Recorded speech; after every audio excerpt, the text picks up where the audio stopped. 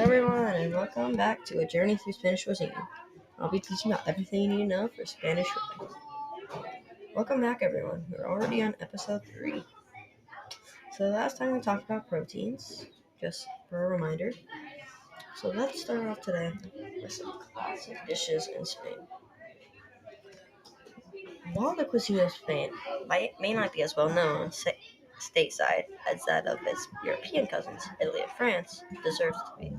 The essence of Spanish cooking technique is taking the fabulous ingredients the country produces, such as its vibrant olive oil, fresh seafood, juicy tomatoes, world-class ham, and doing the bare minimum to transform them into simple, yummy dishes.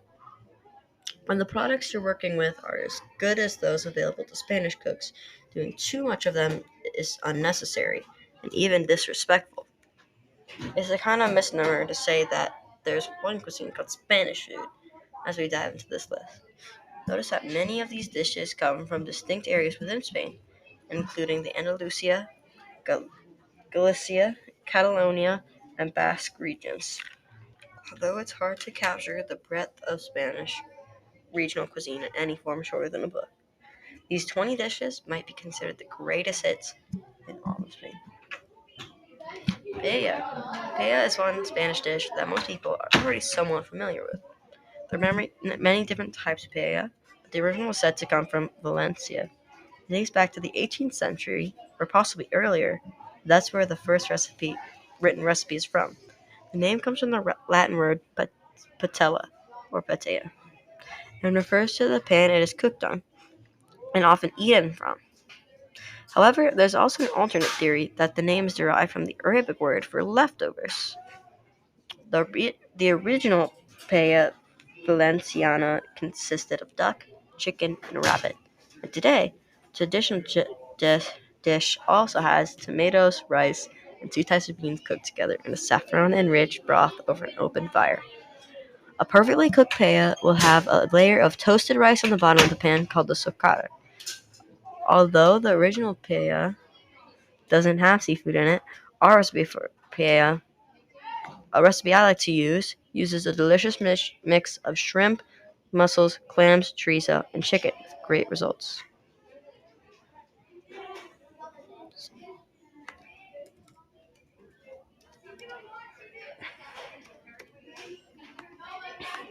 Let's move on. Croquetas de jamón.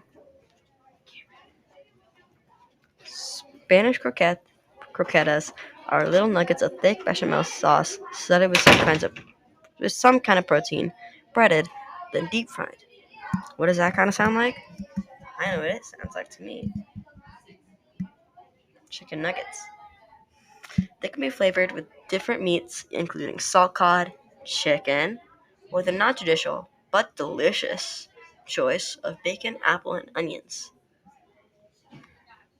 However, if you ask me, the ultimate Spanish croqueta is filled with jamón. It's the perfect combination of bechamel, crispy fried coating, and savory ham.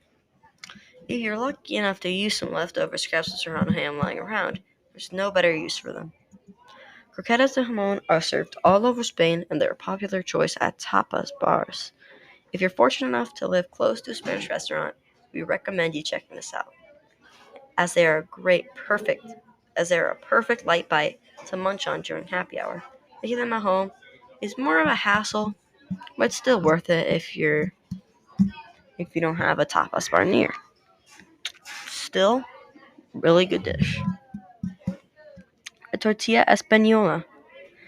If you're thinking that this tortilla has anything to do with the thin flatbread you find wrapped around tacos and burritos, think again. A tortilla española is actually a type of omelet filled with potatoes and onions that have been poached in olive oil, unlike a skinny rolled French omelet. A Spanish tortilla is a thick cake of eggs and veggies, somewhat similar to a frittata. However, frittatas cook in the oven, while tortillas cook entirely on the stove in a skillet. In order to cook tortilla on both sides, to execute a tricky flipping maneuver using a plate that requires some practice. So it's not the easiest dish.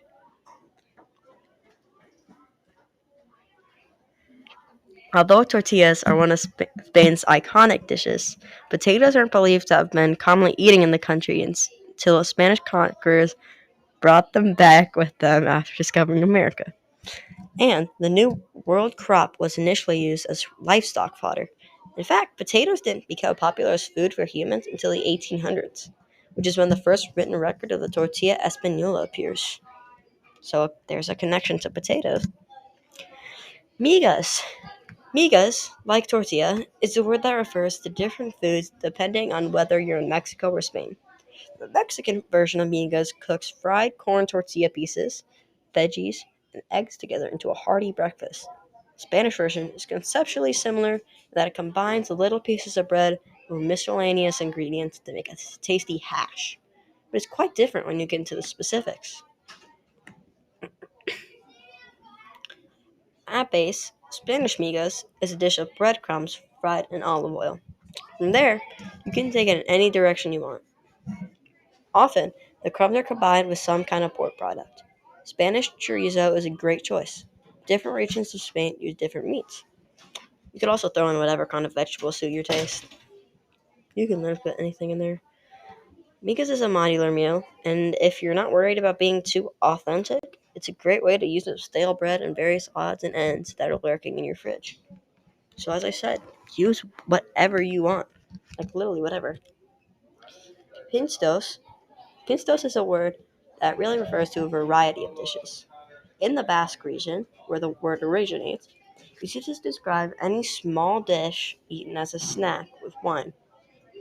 In the rest of Spain, where such snacks are generically called tapas, which you get from like the tapas bars and all that, pinstos are specifically the kind of tapa that is served on a skewer.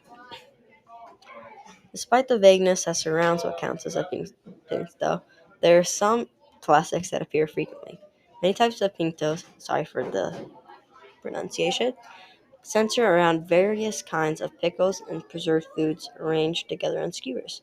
Most famous of these is the pinto gilda, a combination of preserved anchovy, pickled guindilla pepper, and green olive. Another classic is dates stuffed with blue cheese. The stinkier, the better. Wrapped in bacon and roasted. Pintos served on top of small slices of bread are also popular. You could think that the you can think of that type as a Spanish version of bruschetta, which is a Italian dish which consists of tomato and feta on a piece of bread, toasted, whatever you want. Morcilla is a type from sausage that we've talked about before. I'll give you a little bit more about it. It's a type of sausage made from pig's blood and ground pork. Those are the two necessary ingredients for a sausage to be called morcilla. Other than that, the recipes change dramatically depending on where the country you're eating. One classic version is flavored with onion and spices and uses rice as a filler. Other versions skip the fillers entirely or use pine nuts, tomatoes, or squash instead. The seasoning mix also varies regionally, with some areas of Spain preferring a paprika-heavy flavor profile and others leading on cinnamon and cloves. Sevilla even has a variety that's sweet. One of the most classic ways to eat morcilla is also the simplest. Cut it into like thick circles, kind of like how you see a pepperoni, except a little thicker. Fried in olive oil and served on top of a bread. Whatever bread you want. I don't really think it matters to me, but if it does to you, find what suits you best. You can also use morcilla to flavor soup, stews, and other dishes. Its flavor is intense, unique, delicious. So if you've ever had any kind of blood sausage before, morcilla is a good place to start. It's a nice, what's the word? You should say mouth-watering dish that you should probably try sometime. Basque cheesecake. Basque, also known as burnt cheesecake, was quite popular online for a while. Although some internet food trends are more aesthetic than they are delicious, if anything, Basque cheesecake is the opposite. Its carbonized exterior and overall lumpy look aren't exactly Instagrammable. Nevertheless, this dessert, which was invented by the Pinkstos bar a la Viña in San Sebastian, a city in Spain's Basque region, went thoroughly It's viral. The good news is you can make Basque cheesecake at home using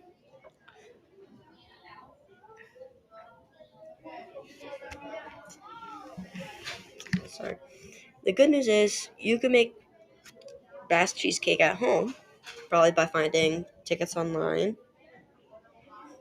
Even better, this variety of cheesecake is easier to make than American New York style cheesecake. It's a little easier than the stuff you usually. You don't have to make a crust, and you don't have to do any sort of fussy baking technique to prevent the top from cracking. In fact, you basically burn it in the oven,